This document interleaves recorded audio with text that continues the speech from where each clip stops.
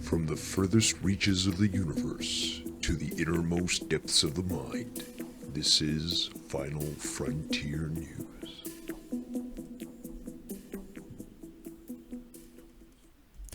Good evening, everybody. It is 10:41 p.m. on May 17th, 2016. Happy to be here with you for Final Frontier News. I believe this is episode 5, I think. That's right, episode 5. I can count. It's amazing. We're here with Dave Rose. Jesse is here as well. Glad you guys could join us. We're going to have a good time tonight, I think. Earth's grid system, or as I typed it, Earth grid system, and its relation to ancient structures is the main theme for this. And I know that all day Dave was pumping out news and information in regards to this phenomena, or maybe I should just call it the facts. Yeah, I was gonna say it's just the way it is. It's just the facts. It's and I do also want to comment tonight, and I should have mentioned in this video that we had a very close call in New England with over the skies of Maine with a comet or a meteorite or something that was huge. It's quite interesting, so maybe we'll talk about that later too. But Dave, explain this whole thing to us, because I really don't quite understand it yet. I was looking at some of the photos you sent about Earth's grid system, but how does it relate to ancient structures on the planet? We've seen ancient structures talked about in relation to aliens or in relation to space and how or the sun hitting the Earth, but how does it follow this grid system? Well, first of all, we have to start back with what is the Earth grid system, also known as the planetary grid system. The Earth is essentially a living macrocosm. It is essentially a being with several different several different types of biomes and beings that live upon it and with it. So with that, and just like a human being, it would have a energy chakra system.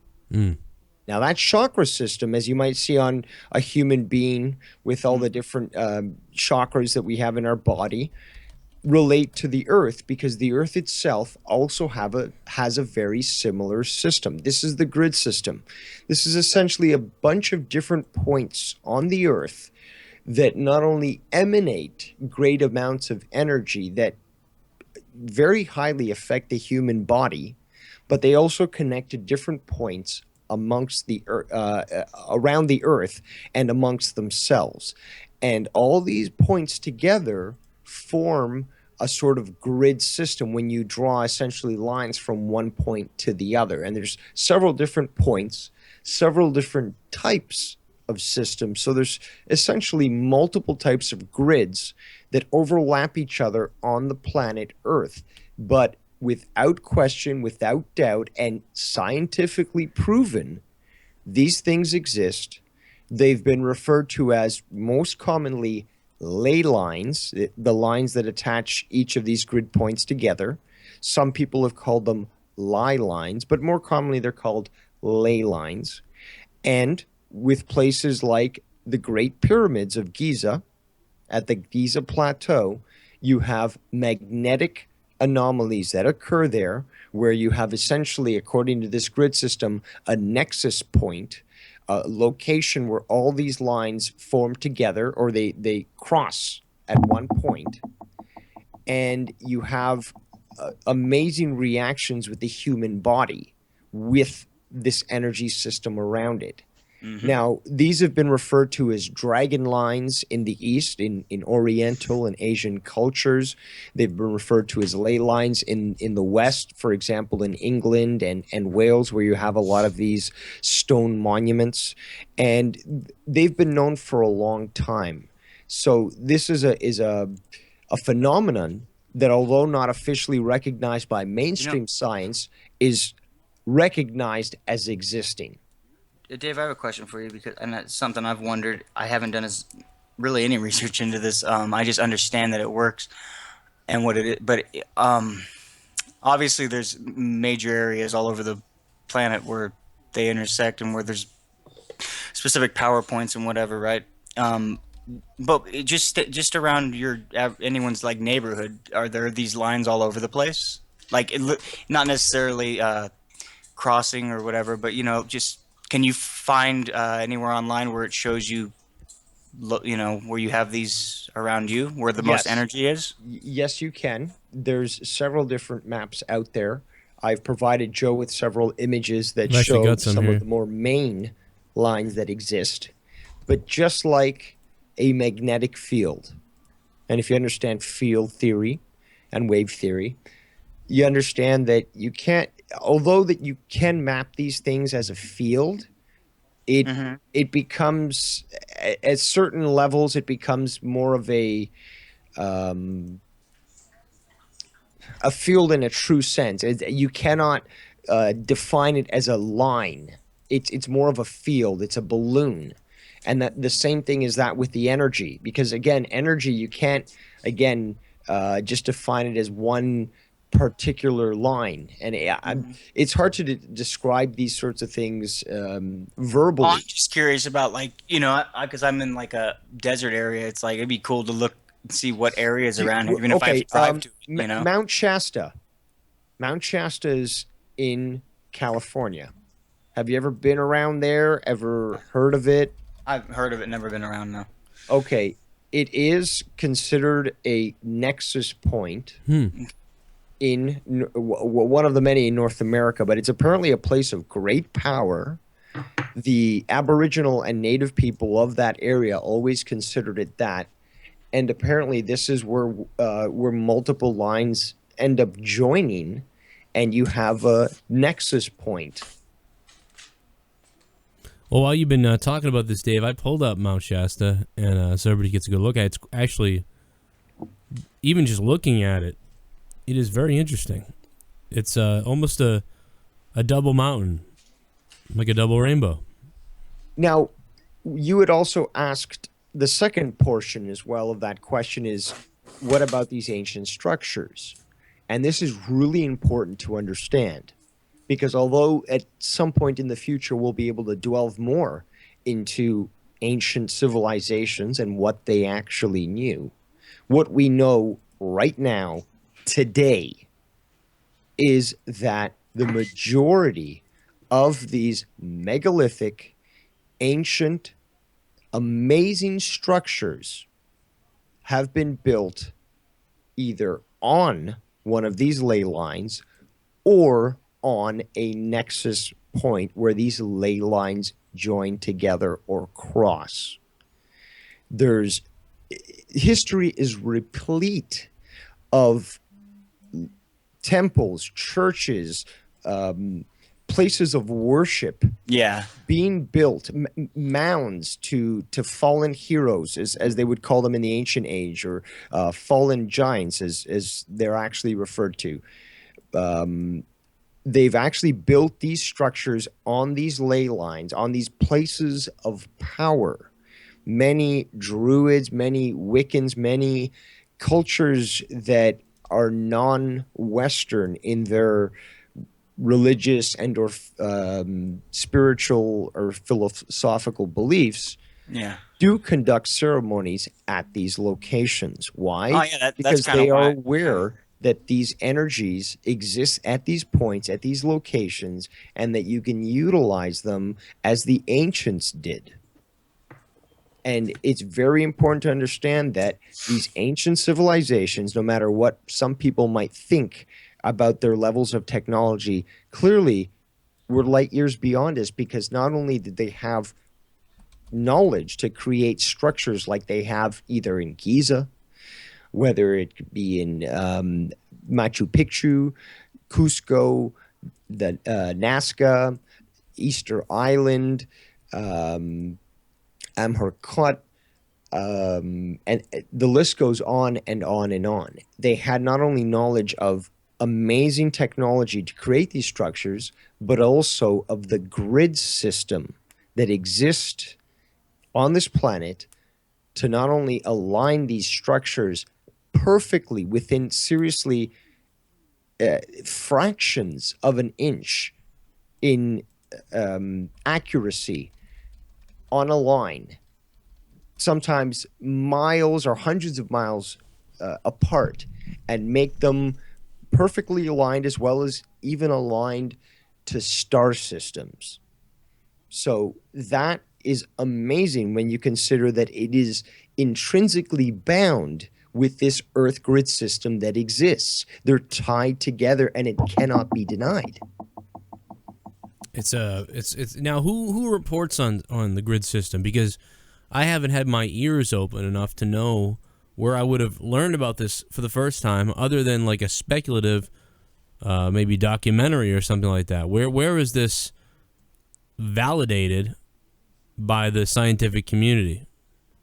Well, initially, ley lines, for example, were postulated in the late 1800s, and actually, it was a little bit. It was discussed in the 1800s, but by the 1920s, this guy called Alfred Watkins came out and started to describe these things. And at this point, they were measuring Stonehenge, for example, and all the different Neolithic sites that exist in Wales, England, and Scotland, and even in Ireland. You have all these amazing locations, not just Stonehenge, for example, but Salisbury Hill and many other mounds, standing stones and structures that essentially are aligned to different star systems. And by studying these things and seeing how they're aligned with different holy structures, you start to realize that there is this sort of system. And then when mapped with the different magnetic sort of results from that area, you get this information. But it's not just him. There's many other people. And although there's different theories, this has been essentially just about accepted as being fact. Yeah. Okay. As far as all the I think one of the places that I don't know that we have in this country that's like a big one, isn't that in Homestead, Florida? Like as far as one of the major megalithic sites. Well, actually, there's a place just off Florida that is a major point where all these different lines meet. And it's apparently connected with an area that is now referred to as the Bermuda Triangle. But there's a lot of energy that apparently manifests itself at this point that's off the coast of Florida. How are these grids? I'm sure they are, but as we all know, things are affecting us every day that we have no idea about. But not only, I assume these grids affect us, but my I guess on top of that is, depending on where you live and what you surround yourself around, how does the grids affect the Wi-Fi, the electrical signals, the pollution, the air, the currents? Like, do the grids reach out everywhere, or is it something? Is that more than? Isn't that more Earth-based, Dave, as far as the lines, and then like the Wi-Fi's kind of Wi-Fi is more of an overt type of signal. It's immediately visible and evident, but it's not as powerful as you would find with a ley line, which is much more covert, but intrinsically and indefinitely more powerful than Wi-Fi. We're talking about, again, the powers that bind the planet, that bind the solar system together, gravity, electrogravitic energy. We're talking about stuff that's separated by hundreds of millions of miles. And yet the planets continue to do their dance and continue to do their orbits, and they continue to affect each other like the moon with the earth and the tides.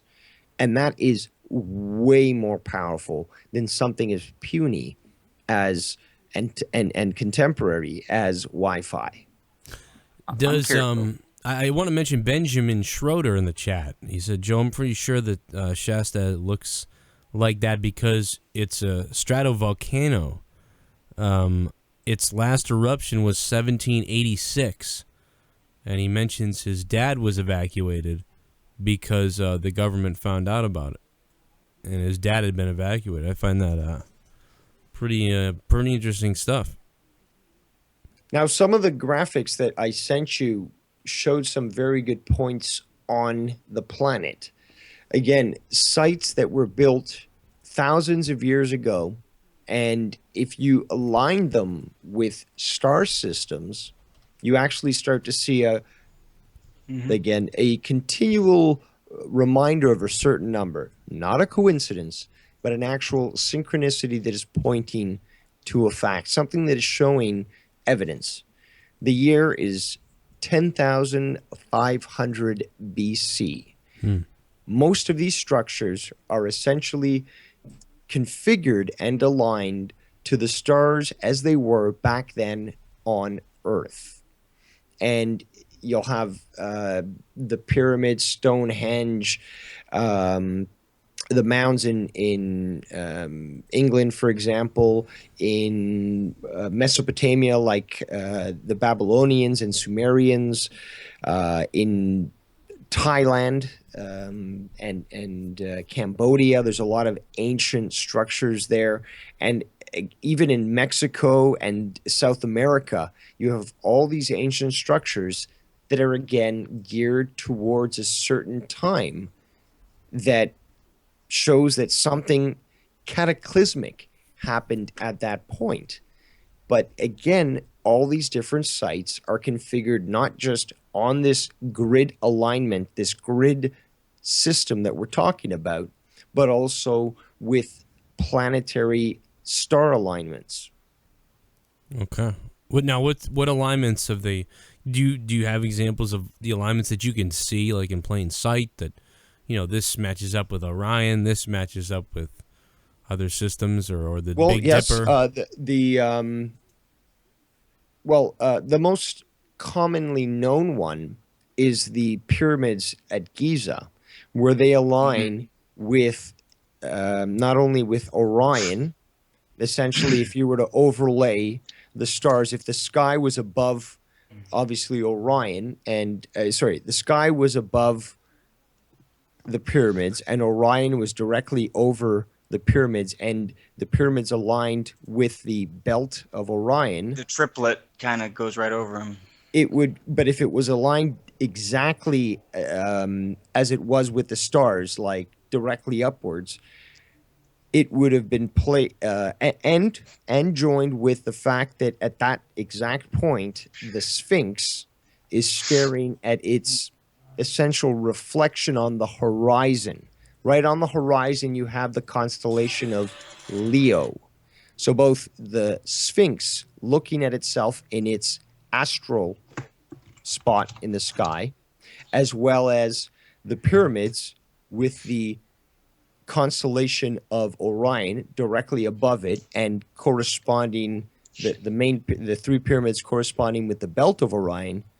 That date again is 10,500 BC. There's a city in South America, essentially, that Tiwanaku, I believe, is the exact name. And you have a location where, again, it's aligned to the stars. It's made specifically so that the sun is shining in a certain direction through certain stones on the spring equinox, on the summer solstice, and on the on basically all four of the cardinal points of the year. So winter. Go ahead. Well, no, I'm just agreeing, but they didn't all of these when they built all of these and stuff, isn't it what led mathematically to such formulas like pi and whatnot? Well, that's the thing, though. They could not have built these structures without that knowledge in those. But it was long before those were actually kind of brought up. Yeah, those theories supposedly only came about in 3000 BC. with the ancient Greeks. But clearly that knowledge was well available when it came to people like the Egyptians who were able to create the pyramids. See, that's why I feel like I've said it a few times on several shows and just in private with you guys, like how like the left right brain thing, how everything's moved to more of a masculine side, very much about data and technicalities and all that stuff, but forgetting about just plain old feeling and intuiting. Back in the day, that like they didn't have as they just went on what they felt and what made sense, what was natural, and they were more in tune with the earth than we could even dream of nowadays. Bro, I think. Go ahead. what does this lead to, though? I mean, you know what I mean? Like, we talk about this and Which part? What is the grid system. How should we be paying attention to these? Here, well, we were gonna also go into well, they mean they're a source of power, but I mean, if there's also what these places were used and built for as well. We were gonna go into acoustics, right, Dave, and shit like that. What is that? Sound I wanna healing know- and all that. Yeah, I want to know what that means. was What is? different. Oh, okay, because I was like, what does that have to do with? Well, because I remember in the chat we were saying how it, or at least I know I was saying how it all kind of all comes together, sort of. But because even I mean, most churches, most I don't know, a lot of places they're built for usually specific purposes, whether it's the way the sound travels or because they're on a ley line and it's source of power. Well, Place there's of worship. there's a lot of different places on the planet there, and you find a lot of churches, a lot of different places of worship that are built on these places. There's a place called Rennes-le-Château in France.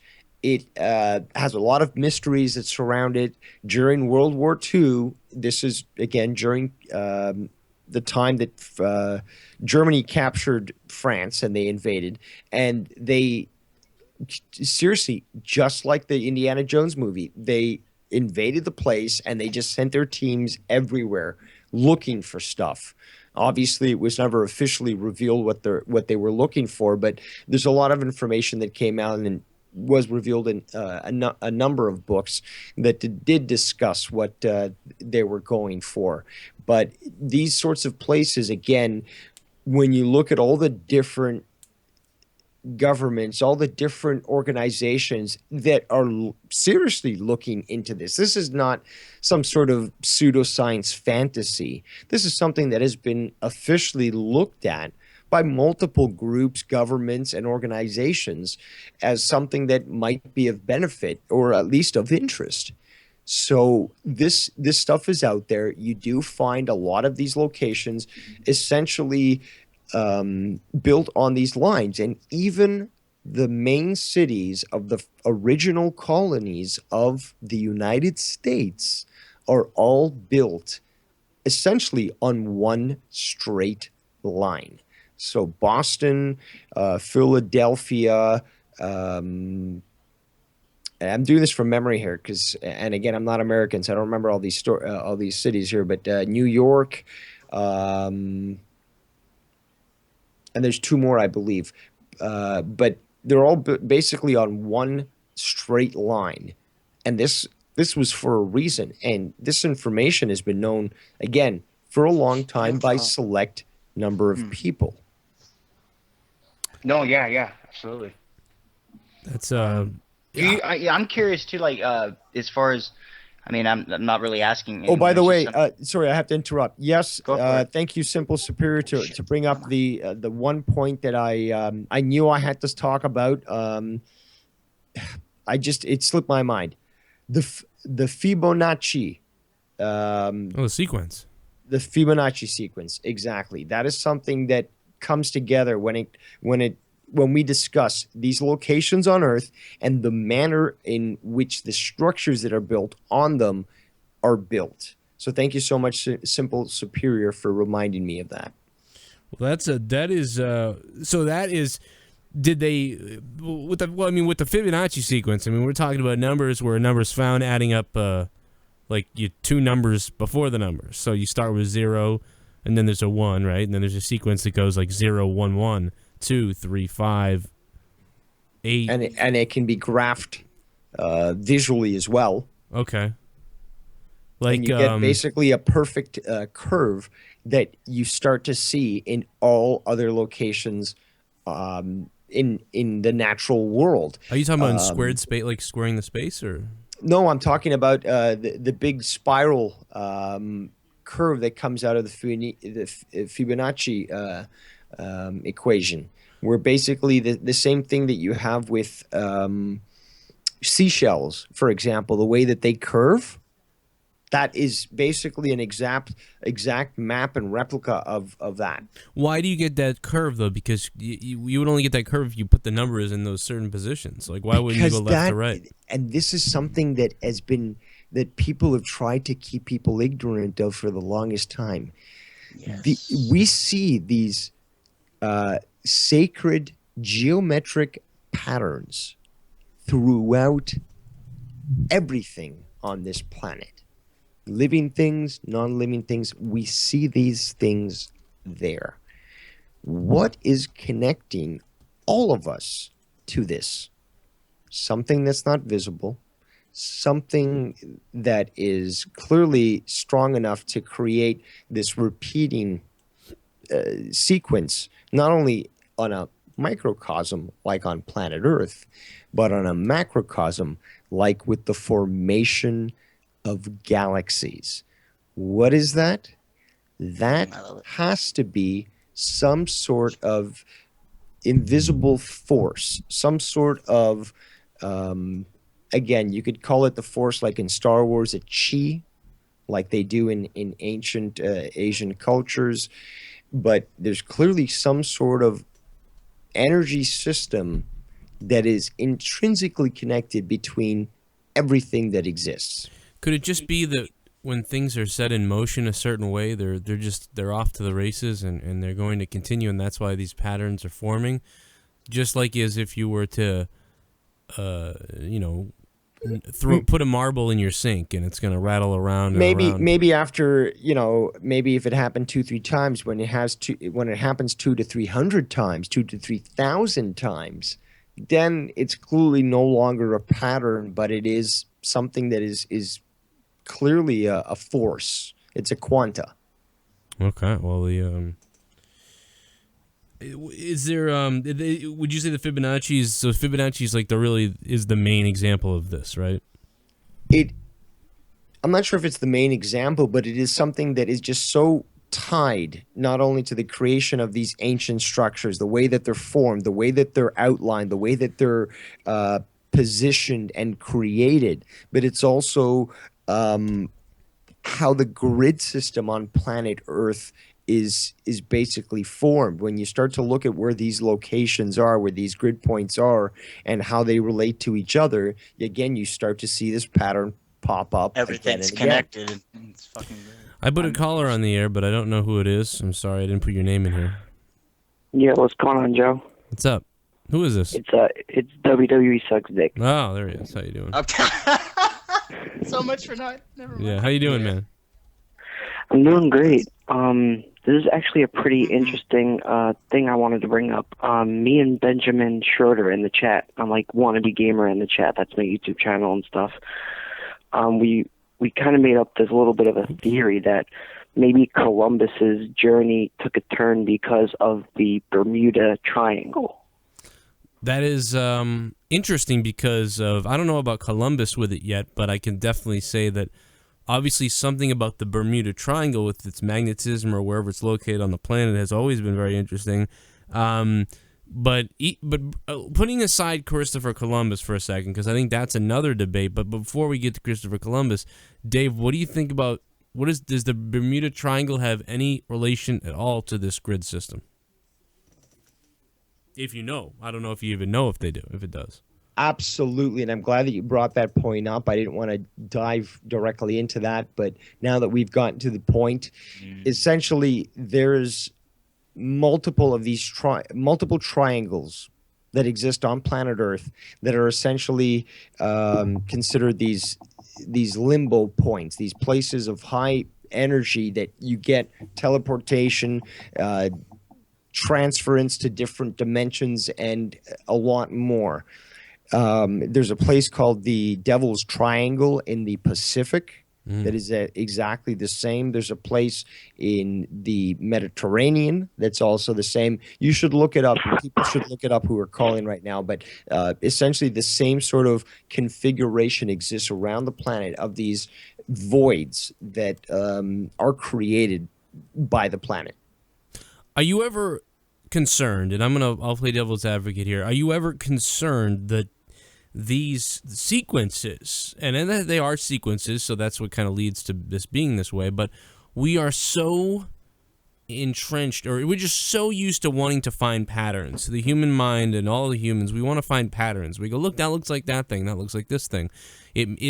It's the other, yeah. you know, you say, is there really something to seeing 1111 on the clock or 911 on the clock, or is it our brain just ticking off saying, I recognize a pattern, I recognize it's a little of both. right? Well, exactly, and that's could be what it is. But with the Fibonacci sequence, we talk about the spiral of the numbers, the Fibonacci sequence of the galaxies that we see forming But that all can be across measured. space. That it can be measured, but the galaxy, but our eyes say, look, a galaxy, look, a hurricane. Our hurricane looks like the spinning or spiral of the galaxy. No, but observation is different from actually taking that information in and actually categorizing it. So when it is categorized, you do find that these patterns are consistent with an actual overall system. Do you believe that the Fibonacci sequence is seeding the universe? It's basically built into the fabric of the universe. It's a pattern that we're going to continue to see because it's built into the way that the universe is built. Any output from the universe is going to show that sequence. Interesting stuff, man. I just pulled up an article speaking of this now. I was just typing it in. I want to quickly Yes. respond to the caller in regards to Christopher Columbus. Okay. No, he did not get thrown off by the Bermuda Triangle. To my knowledge, he wasn't exactly sure of where he was going, but he knew it was not Asia. He was a part of several different mystery schools, or what we call today secret organizations, or what are they called? Secret societies. Yeah, there you go. That's a more common term. But I've known many people in these supposed secret societies, and from Freemasons to Rosicrucians to Shriners and many, many more. And really what they say about these organizations is they're not secret societies, they're just societies with secrets. And one of the things about the Masons now, Dave, is the Masons, it's like they hide out right out in the open because they've set up these, it's almost like the Elks Club now, but that's not really the Masons. You know what I'm saying? In America, it's commercialized.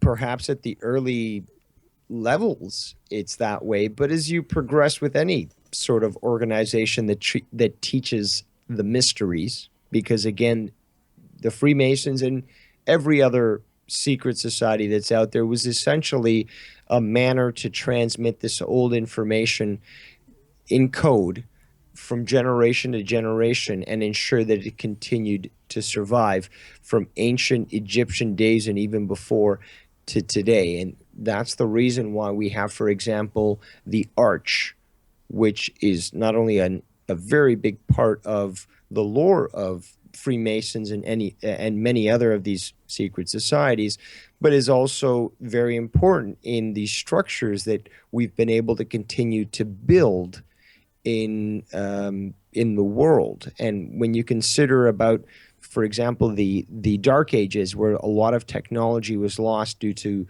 barbarians going into the old Roman Empire and destroying things, people like the Freemasons, and well, at that point they were just the Masons, they were able to keep this information and allow for these cathedrals, these structures, these castles to be built and to retain this old information, as well as they've encoded in their arts information about the zodiac, about the sun and the moon, about the earth itself, about the grid system that we're on. And you see this stuff if you look at these ancient structures and the manner that they're built and the ornation that they have on them. You see that there's always been a very, very focused look on the zodiac, on the constellations, and on the grid system.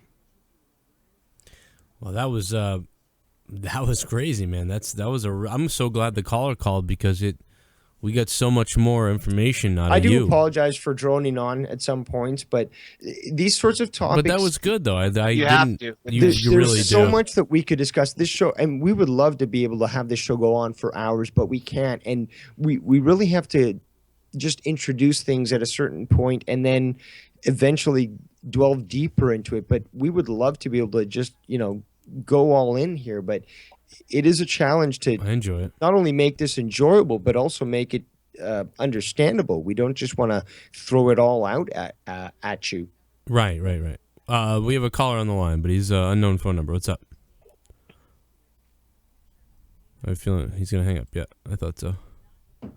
The unknown numbers are always, you never know. Please call in, though. I would love to hear more from our callers, and especially from the people in the chat. They've got some great things to say, but be sure to call in 339-226-6610.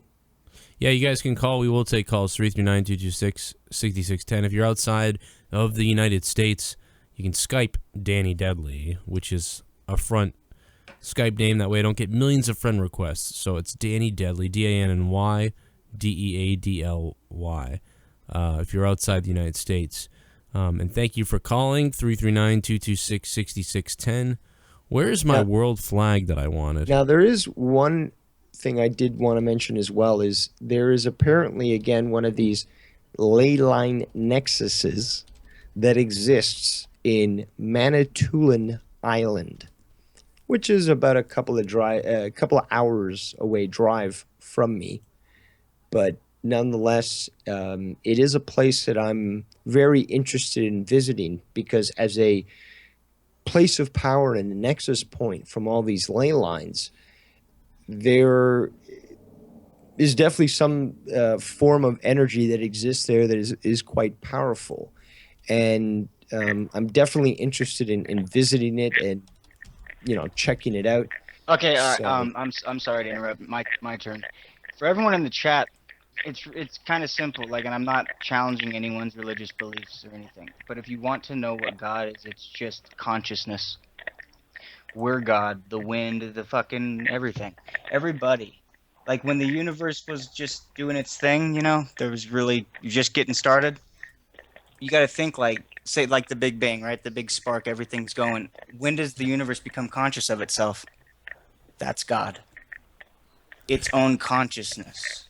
That's us. The fact that we can think, the fact that we can feel and create. We're just a small speck of the universe, and it's all the same thing. Like, that is God. When you do something, that's why you're supposed to put your heart into it and put everything you got into it, because you're magic. You are. Everybody is a piece of magic. And if you don't think you are, well, then that's your only holdback. You just have to believe. You just have to be open-minded to it.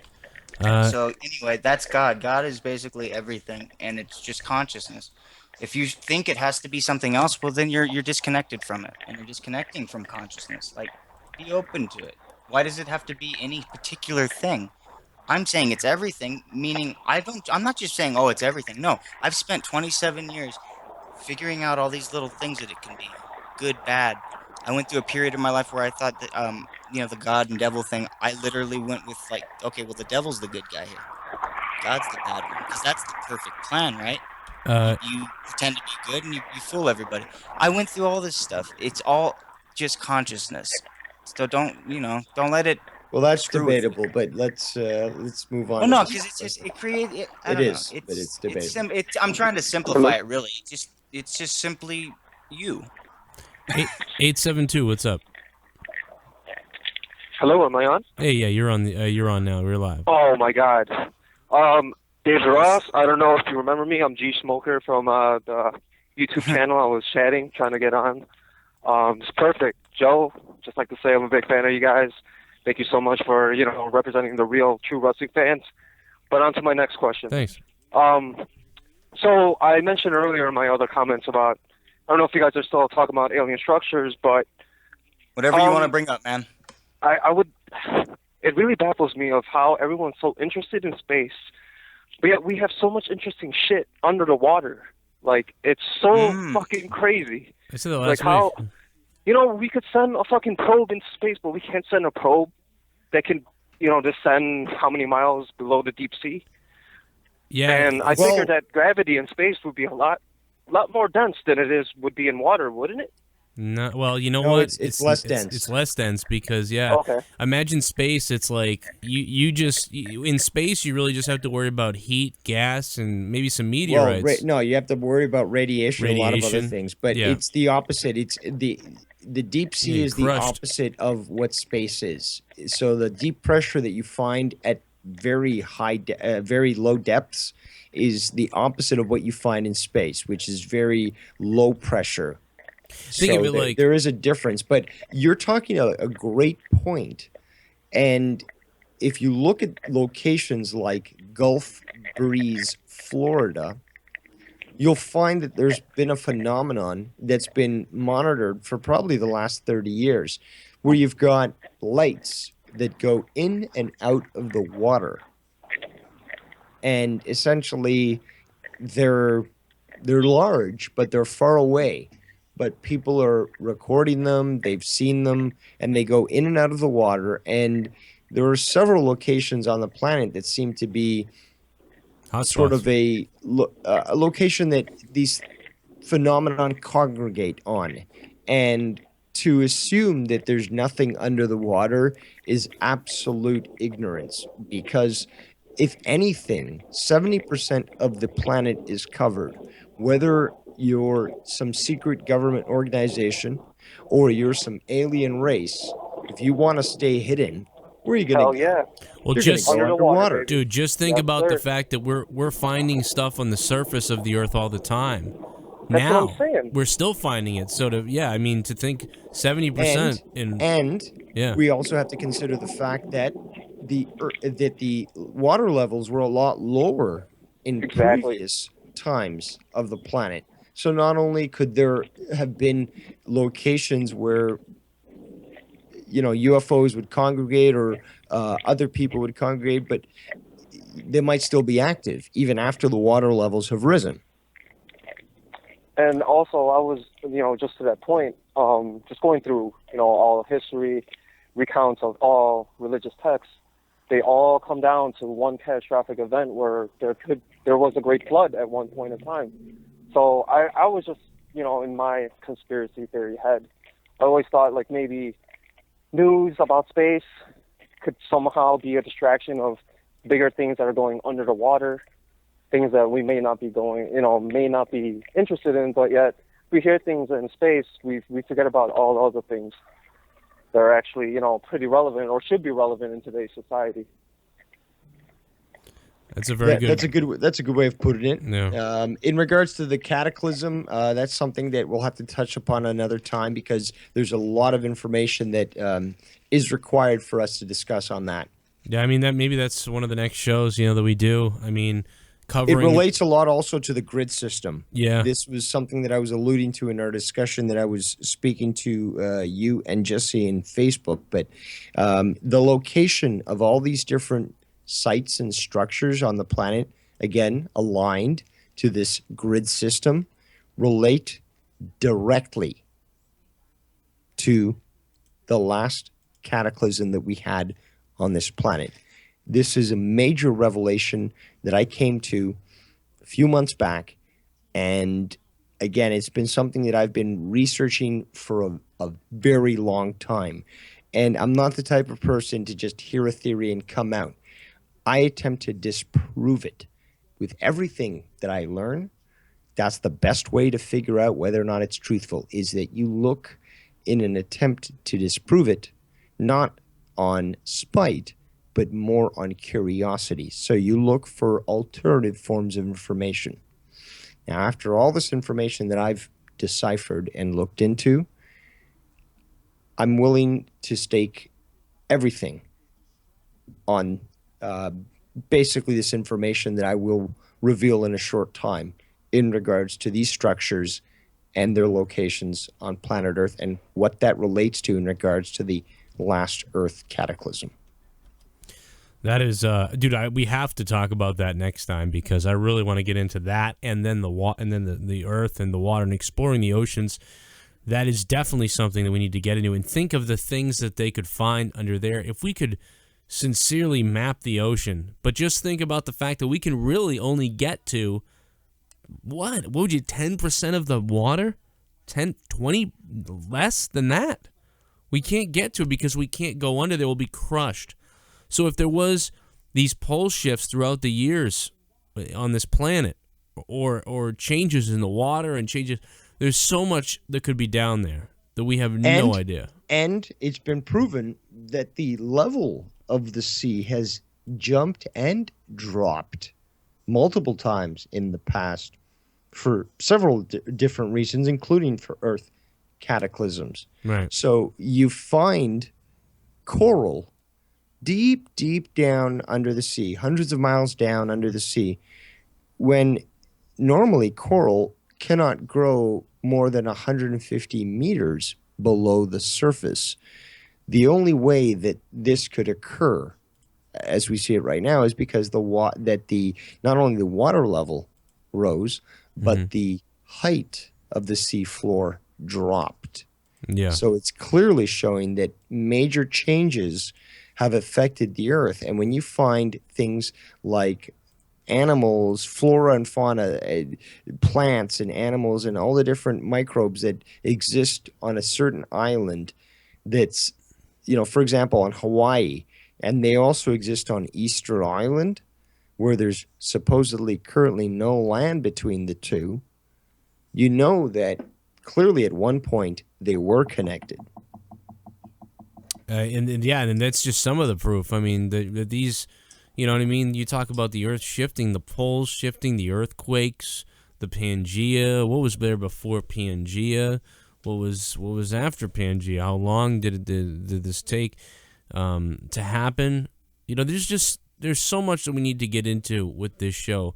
But as far as the grid system, to tie it up, and I know that people really, Dave, I think I want to tie up the grid system tonight, but I think there's much more again to dive into. And guys, what we're going to be doing is coming up soon on this show, on this channel, we're going to be doing follow-up episodes to where we kind of relive or we review, we come back to some of these episodes where we sort of, especially Dave, was able to introduce us to many of these topics, and we were able to touch on them a bit.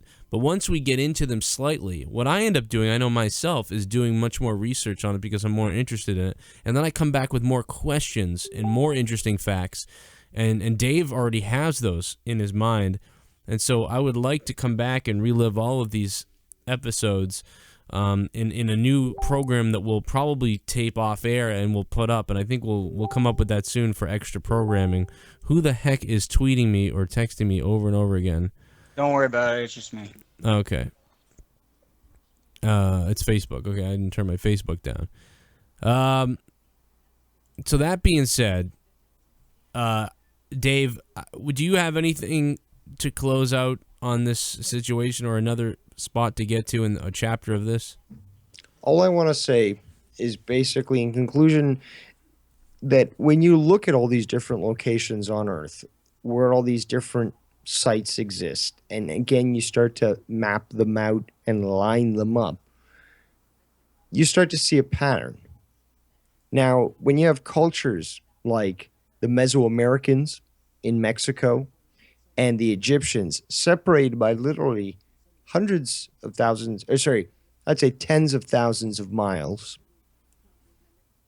and yet they're using the same systems like pyramid building, again, on locations and grid points that supposedly these cultures don't know, are too separated in distance from knowing, and you find the similarities between the two, that's no longer some sort of coincidence. That is a synchronicity that is clearly something indicative of something more, whatever it might be, but it's clearly something more.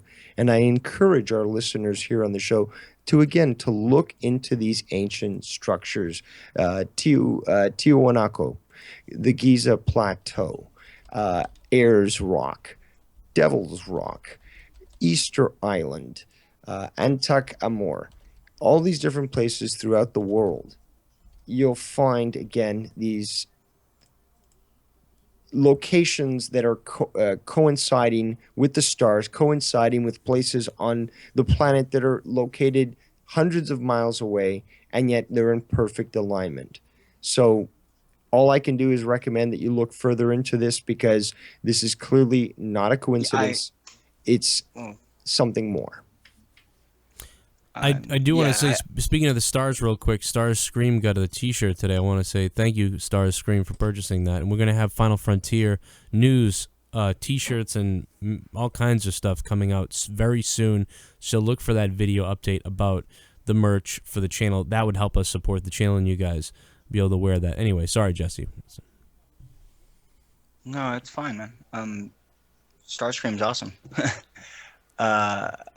Okay, so we were just talking about all the ancient places. Okay, so I'm thinking next week they'll probably come up again, but mainly just the I guess Egyptian one to start. But it all kind of runs together, because these lines, they give you an advantage. Anytime you have an energy buildup, it gives you an advantage. It's like I use crystals, gives me an advantage. I can go without them.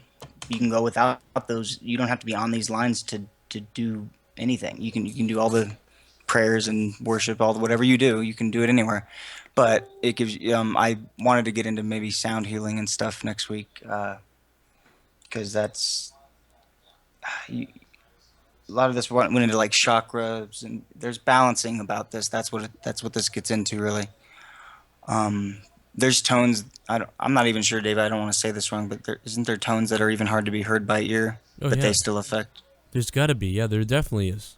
I can tell you that. Many frequencies. And there's I don't know. That's, to me, that's what I at least have gathered that the pyramids were for. It's very basically. It's similar to the visual when you're looking at an LCD screen or something, and the rotation or the refresh rate of the screen. Mm-hmm. You don't see it, you don't notice it really, but you wonder why you get a headache, and it's because the screen is off, and if you were to film it in a certain way, you would see in a slower motion or with a whatever, I forget the radar calculator, whatever they call it. You'd see the screen is flashing and blinking all the time, and you're not seeing that, but you're processing that in your brain, and sometimes it creates a headache. Other times it may stimulate your eyes in a good way, but all those things are happening, and when it stimulates your eye in a good way, serotonin builds up probably. You release some of that, and so then it's pleasurable.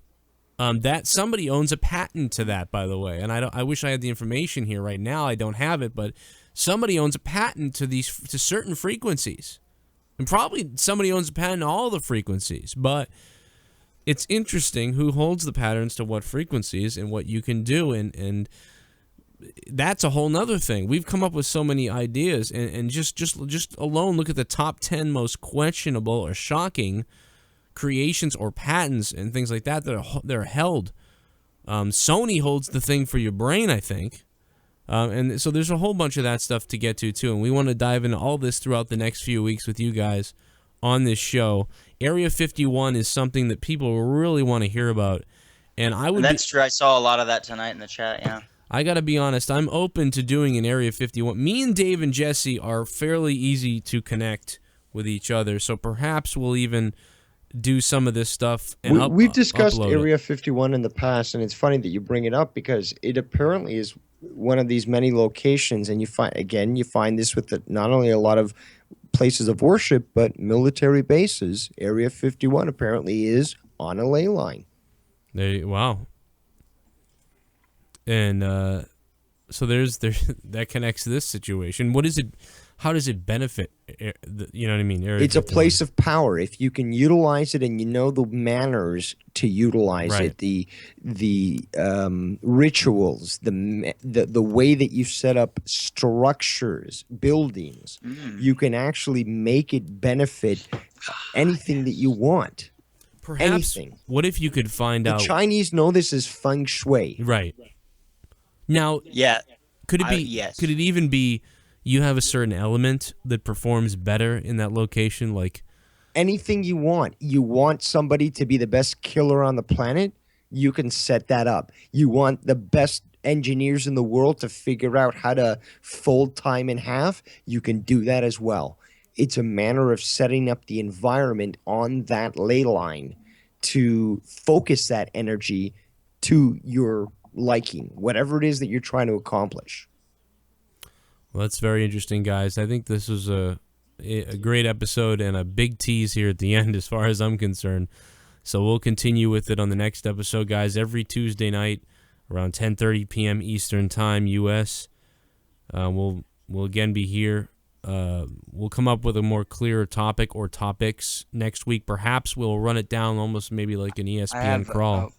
Yes. After we go off the air, I have a couple of ideas, or not just ideas. I have a couple of things. Okay, well, I'll talk to you when we get off the air. I'm not gonna hang up I think on you. we might have to upload more stuff for you guys. I think that would be preferable. I'd like to do that. So, guys, it's kind of it's a lot of people out there have stuff to say, so it's interesting.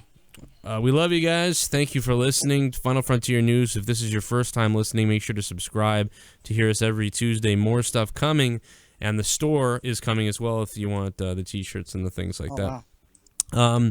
I'd like to encourage people to communicate with me directly on Twitter at Devious Dave Rose, so that any ideas that you might have on future shows or any discussions you would like to have on what I have spoken on, I'd very much be up for. So check me out at Devious Dave Rose on Twitter. All right. And Jesse, do you want yours or no? It doesn't exist. Well, you can still find me at Joe Cronin Show over on my Twitter, part of my other channel, of course, and this one as well. Thank you guys again for listening, and stay tuned for more updates and also the Final Frontier News Twitter account that will be up soon so you can interact that way, where we'll be putting up lots of imagery to many of the things that we speak about, which I think that will be fairly interesting as well. And we'll take calls next Tuesday again, so maybe we'll get some people will be less shy then. You guys have a great night. And I have no better way to close it, Dave. I'll just use your intro, outro. Good night. From the furthest reaches of the universe to the innermost depths of the mind, this is Final Frontier News.